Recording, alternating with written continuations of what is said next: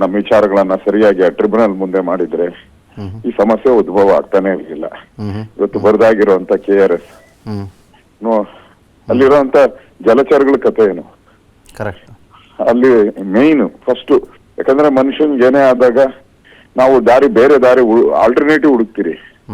But ಅಲ್ಲಿರುವಂತ ಜಲಚರಗಳು, ಅದು ನಂಬಿರುವಂತ ಜೀವಗಳು, ಅದೆಲ್ಲ ಸಮಸ್ಯೆ ಆಗ್ತದೆ. ಅದಕ್ಕೋಸ್ಕರನೇ NGT ಅವರು ಈ ಡೆಡ್ ಸ್ಟೋರೇಜ್ ಇವೆಲ್ಲ ಮೆನ್ಷನ್ ಮಾಡಿರುವಂತದ್ದು. 4 ರಿಂದ 5 TMC ನೀರು ಇರಬೇಕು ಅಂತ. ಮತ್ತೆ ನದಿಯಲ್ಲಿ ಎಲ್ಲಾ ಕಡೆನು ಸ್ವಲ್ಪ ನೀರು ಇರಬೇಕು ಅಂತ ನದಿಯಲ್ಲಿ, ಅಂದ್ರೆ ಎಲ್ಲಾ ಕಡೆನು ಇಡೀ ತಮಿಳ್ನಾಡುವರೆಗೂ. ಅದನ್ನು ಕೂಡ ಇವಾಗ ಖಾಲಿ ಆಗುವಂತ ಸ್ಥಿತಿ ಬಂದಿದೆ ಇವತ್ತು. ಆದ್ರೆ ಅತ್ತ ಕಡೆ ಮೆಟ್ಟೂರಲ್ಲಿ ಸಾಗರೋಪಾದಿಯಲ್ಲಿ ನೀರಿದೆ ಸರ್. ಆ ದೃಶ್ಯವನ್ನು ಕೂಡ ಜನರ ಮುಂದೆ ಇಟ್ಟಿವೆ ನಾವು. ಅದೇ ನಾನ್ ಮೊನ್ನೆ ತಿರುಣಾಮಲೆಗೆ ಹೋಗಿದ್ದೆ, ದೇವರ ದರ್ಶನಕ್ಕೆ ಹೋದಾಗ ನೋಡಿದ್ರೆ ಎಲ್ಲಾ ಕಡೆ ನೀರಿದೆ. ಅಲ್ಲಿ ಎಲ್ಲಾ ಕಡೆ ನೀರು, ಕಾಲುವೆಗಳಲ್ಲಿ ನೀರು ಹರಿದು ಹೋಗ್ತಾನೆ ಇದೆ. ಹೌದು, ಎಲ್ಲಾ ಕಡೆ. ಅಂದ್ರೆ ಸರಿಯಾಗಿ ನಾವು ಪ್ರೆಸೆಂಟೇಶನ್ ಏನಿತ್ತು, ಆ ಪ್ರೆಸೆಂಟೇಶನ್ ಅನ್ನ ನಾವು ಸರಿಯಾಗಿ ಮಾಡಿಲ್ಲ. ನಮ್ಮ ಮಂತ್ರಿಗಳು, ನಮ್ಮ ಮುಖ್ಯಮಂತ್ರಿಗಳು ಅಲ್ಲಿ ಹೋಗಿ ಹಿಂದೆ ದೇವೇಗೌಡರು ಇದ್ದಾಗ, ರಾಮಕೃಷ್ಣ ಹೆಗಡೆ ಅವರು ಇದ್ದಾಗ ನಾವು ಹೋಗಿ ಕೂತ್ಕೊಂತಾ ಇದ್ರು. ಯಡಿಯೂರಪ್ಪ ಅವರು ಅಲ್ಲೇ ಹೋಗಿ ಕೂತ್ಕೊಂಡು ನಮ್ಮ ವಾದ ಮಾಡುವವರ ಲಾಯರ್ಸ್ ಹತ್ರ ಗಂಟೆಗಟ್ಲೆ ದಿನಗಟ್ಲೆ ಕೂತ್ಕೊಂಡು ದಾಖಲೆಗಳು ಕೊಡ್ಬೇಕು. ಆ ದಾಖಲೆಗಳನ್ನ ಸರಿಯಾಗಿ ನಾವು ಕೊಟ್ಟಿದ್ರೆ ಈ ಸ್ಥಿತಿಗಂತೂ ಬರ್ತಾ ಇಲ್ಲ. ಮತ್ತೆ ಇವರು ತಮಿಳ್ನಾಡು ಅಂದ ತಕ್ಷಣನೇ ನಮ್ಮ ಸರ್ಕಾರದವರು ಅವರು INDA ಪಾರ್ಟ್ನರ್ ಅಂತ ಹೋದ ತಕ್ಷಣ ಫುಲ್ ಪಿಸ್ ಆಗೋತಾರೆ. ಕರುಣೆ ಅವ್ರ ಬಗ್ಗೆ ಬಹಳ ಕರುಣೆ ತೋರಿಸ್ತಾರೆ. ಆ ಕರುಣೆಯಿಂದ ನಮ್ ಜನ ನೀರಿಗೆ ಹಾಹಾಕಾರ, ಇದು ಸಮಸ್ಯೆ ಆಗಿರುವಂತದ್ದು. ತಾವು ಈಗ ಇಡೀ ಬೆಂಗಳೂರಿನಲ್ಲಿ, ಇಡೀ ರಾಜ್ಯಾದ್ಯಂತ ನೀರಿಗಾಗಿ ಹಾಹಾಕಾರ.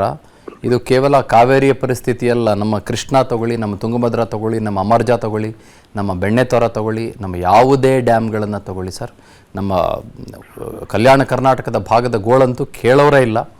ಆ ಕಾರಣಕ್ಕಾಗಿ ನಾನು ಒಂದು ರಿಕ್ವೆಸ್ಟ್ ಮಾಡ್ಕೊಳ್ತೀನಿ, ವಿರೋಧ ಪಕ್ಷದ ನಾಯಕರಾಗಿರುವ ತಾವು ದಯಮಾಡಿ ಈ ವಿಷಯವನ್ನು ಬಹಳ ಗಂಭೀರವಾಗಿ ಸ್ವೀಕರಿಸಿ.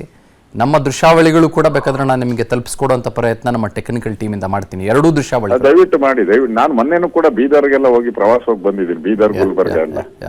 ಅಲ್ಲೂ ಕೂಡ ಅದೇ ಹೇಳ್ತಾರೆ, ಹೌದು, ಕಾವೇರಿ ಬಗ್ಗೆ ಹೆಚ್ಚು ಒತ್ತನ್ನ ಕೊಡ್ತೀರಾ ಅಂತ. ಅದ್ರ ಬಗ್ಗೆ ಟ್ರಿಬ್ಯುನಲ್ಗಳಲ್ಲೂ ಇದು ರೆಗ್ಯುಲರ್ ಅದೇ ನಡೀತಾ ಇದೆ. ಈ ಕಡೆ ವಿಚಾರಗಳನ್ನು ಕೂಡ ಜನಕ್ಕೆ ಫೋಕಸ್ ಆಗ್ಬೇಕು ಅನ್ನೋದು ಆ ಕಡೆ ಅವರ ಬೇಡಿಕೆ ಆಗ್ಲೇಬೇಕು. ತಾವು ಕಂದಾಯ ಸಚಿವರಾಗಿದ್ದಂಥವರು, ಹಲವು ಉನ್ನತ ಕೆಲಸಗಳನ್ನ ಮಾಡಿದವರು, ಹಲವು ಉನ್ನತವಾದಂತ ಕಾರ್ಯಕ್ಷಮತೆ. ಚಂದನ್ ಅವರೇ, ನಾವು ಸರ್ಕಾರ ಇದ್ದಾಗ ಒಂದಿನ ಈ ಪ್ರಾಬ್ಲಮ್ ಬರ್ಲಿಲ್ಲಲ್ಲ. ಪವರ್ ಪ್ರಾಬ್ಲಮ್ ಬರ್ಲಿಲ್ಲ, ವಾಟರ್ ಶಾರ್ಟೇಜ್ ಪ್ರಾಬ್ಲಮ್ ಬರ್ಲಿಲ್ಲ. ಮುಂಜಾಗ್ರತೆ ಅನ್ನೋದು ಬೇಕು ಎಲ್ಲದಕ್ಕೂ ಕೂಡ. ನಾಳೆ ಏನ್ ಮಾಡ್ಬೇಕು ಅನ್ನೋದು ಇವತ್ತು ನಾವು ತೀರ್ಮಾನ ಮಾಡ್ಬೇಕು. ನಾಳೆ ತೀರ್ಮಾನ ಮಾಡಕ್ಕಾಗಲ್ಲ, ಇನ್ನೊಂದು ವರ್ಷ ಬಿಟ್ಟು ತೀರ್ಮಾನ ಮಾಡಕ್ಕಾಗಲ್ಲ. ನಾವು 21ನೇ ಶತಮಾನ ದಾಟಿದೀರಿ. ನಾವು ಯೋಚನೆ ಮಾಡಬೇಕು. ದಯಮಾಡಿ ವಿಚಾರದಲ್ಲಿ ತಾವು ಸರ್ಕಾರವನ್ನ ಪ್ರಶ್ನಿಸ್ತೀರಿ ಅಂತ ನಾನು ಭಾವಿಸಿದ್ದೇನೆ ಅಶೋಕ್ ಸರ್. ಗ್ಯಾರಂಟಿ ಮಾಡಲೇಬೇಕು, ಅದು ನನ್ನ ಧರ್ಮ. Thank you very much. ನಮಸ್ತೆ. ಅನುಕ್ಷಣದ ಸುದ್ದಿಗಳಿಗಾಗಿ Vistara news YouTube channel subscribe ಮಾಡಿ.